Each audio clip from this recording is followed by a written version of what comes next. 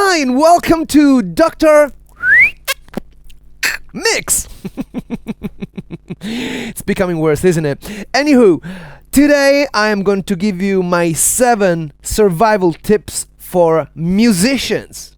This episode is kindly brought to you by Skillshare, of which I will tell you more about later on.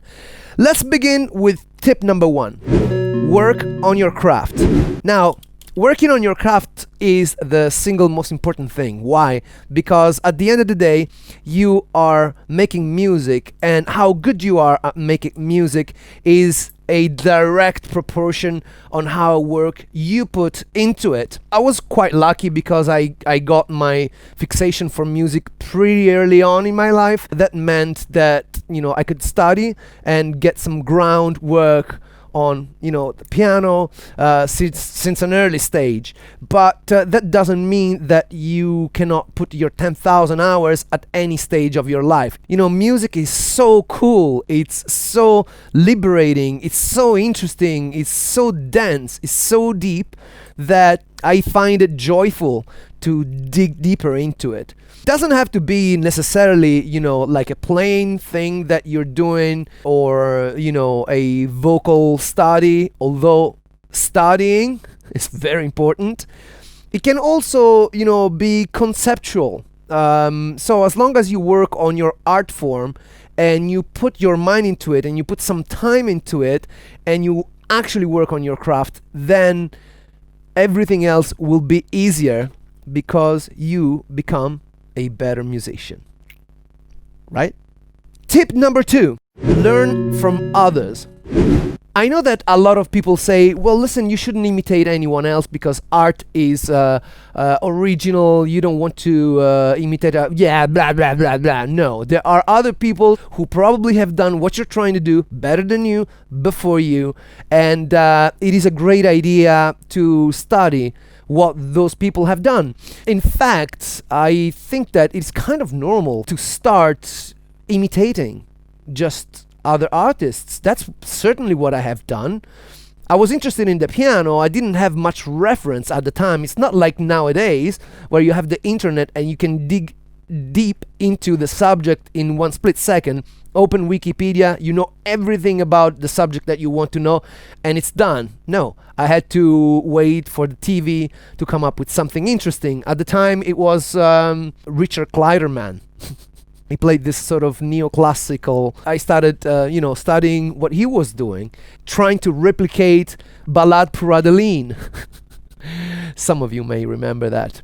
But then I evolved into jazz, so I started listening to, Chick Corea and all the, West Coast jazz, and then I went East Coast jazz, and I started trying to imitate different sounds, and then eventually, I like to think that I found my own way. So starting by imitating others or just studying others is not a bad thing at all. It's something that I really suggest you do. Tip number 3, make content. You see, the very fact that you're listening to me speak, it's virtue of the fact that you have a mobile phone, a laptop, and my big face is appearing on your screen. Can you imagine what a blessing this is? I am not paying anyone for the privilege to appear on your mobile.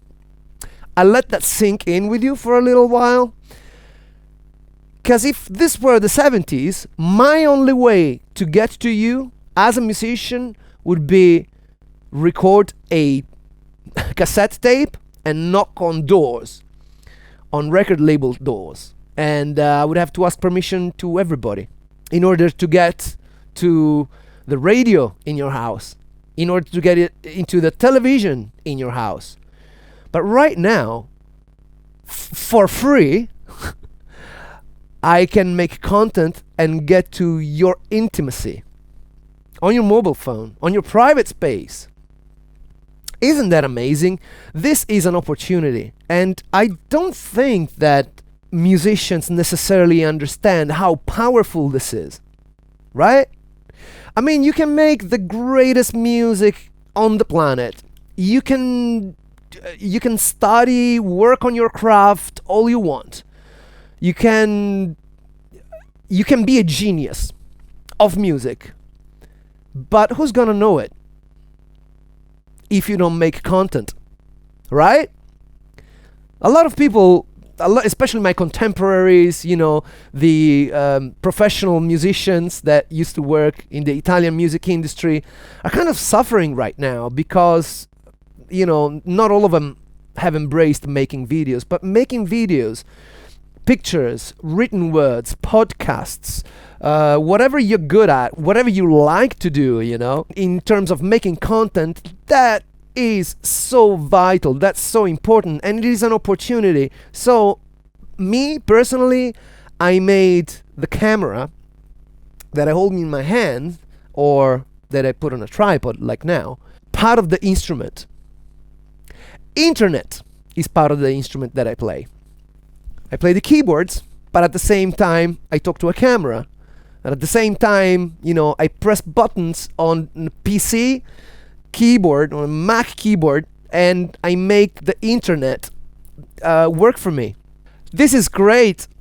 It's so liberating. I mean, seriously, look at me. I'm talking to you from my brand new studio, which I could only get by virtue of making content on the internet. I rest my case. And of course, the internet is full of information about how to make all of these things happen. But if you want to make your life a lot easier, then you should check out Skillshare. Skillshare is an online learning community where millions come together to learn and empower their creative minds. With thousands of inspiring classes on topics such as illustration, graphic design, video, music, all the things that I've been talking to you about. Skillshare is a great place to explore your creativity and make your life better. I recently enjoyed advanced video editing with Adobe Premiere Pro 2020. I learned a lot from it. I mean, I make a lot of videos. I also have some professional help making videos. But the tricks that I've learned with this course were really amazing. I really invite you to check Skillshare. There is a link in the description. The first 1,000 people who click on this link will get a free trial of Skillshare Premium. Tip number 4, be personal. Whether you make music, you make content, you tell your story, if you manage to be true to yourself and show the real you, then there is a better chance that people will identify with you, your content, and your art. At the end of the day, you can only be you. You can only be the best you that you can possibly be. But it's true, it's funny because it's true. Also, what I add to it, try to be a little bit of an extreme version of yourself. It's not like I go around going, hey, hi, welcome to Dr. Mix, boom, boom, boom. It's not like I do it all the time. I do it quite often. But you know what I mean? I try to be a little bit more than my normal self. It's like a little bit, a heightened, more extreme version of myself. That works. But it's got to be based on your natural inclinations, because if there is one thing that I've learned is that people react to honesty. Intellectual, artistic, and expressive honesty. If that makes sense. Tip number 5. Be around good musicians. I can't remember where I'm quoting this from, but it goes something like this. If you are the most clever in the room, you are in the wrong room. No, seriously, one of the ways that I make myself better than I am is by being around better musicians than me. I have recorded so many records in my life. I've had the honor of working with Steve Gadd, Will Lee, John Patitucci, Dave Weckl. I literally searched collaborations with better artists than me, because that's how I learn.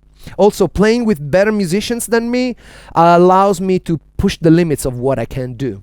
I'm naturally inclined to up my game when I am with very, very good musicians. Of course, I mean, right now with the COVID situation and all of that, that's not easy, to just hang out with musicians and have that conversation going. But that doesn't mean that you cannot do it online. Collaborate with others and try to up your game. Push yourself to your best limit so that your action is always conducive to better music. Tip number 6, don't give up. The difference, I think, between musicians who make it and musicians who don't make it is that the musicians who make it are the ones who didn't give up when they didn't make it. I'm very fortunate, of course, because I get to be a musician and I got to be a musician my entire life. But trust me, ups and downs are part of this game. All right? Minutes where you feel, why am I doing this? This is not worth. Why? Why all this misery? Why can I not afford anything? Why people don't understand my music? Why is it so hard? You know what? I'm about to give up. No, I am not about to give up.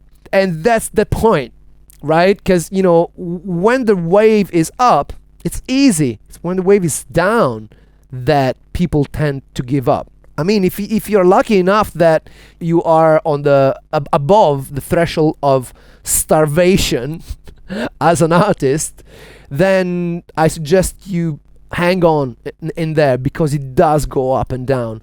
And as well, the corollary to this is don't believe when you go up. When you are up and everyone loves you, maybe you have, for that one occasion you got a good hit, right? And everyone loves you and everyone is giving you compliments. Don't take them seriously, because over time they will go. There will be a point where people will forget about you, and then you will go into a new wave. The secret not to get too down when things are not going well or when you get criticism is not to take the successes too seriously either. Which leads me to tip number 7, stay humble. Man, I cannot stress this enough. Stay humble, because number 1, there will always be a musician who's coming after you, who's better than you, who's more clever than you, younger than you, better looking than you, who will kick your the minute that you think, you know what, I really know my stuff now. I really know what I'm talking about, so everyone else should shut up because I know what I'm doing. The minute that you think that is the minute that you're losing. It's a true story. When I am so lucky to speak to very accomplished musicians, they're usually very humble because they get it. They get it. Music is so deep, you cannot touch. And the only way you got to make a career of it is to stay humble. Also, stay happy, love one another, subscribe to this channel. If you haven't already, what are you waiting for? There's a big button here. Click it. Also, that bell thing that gives you the notification, click that too. And also, you might want to check this video now. It's a good video. You know me.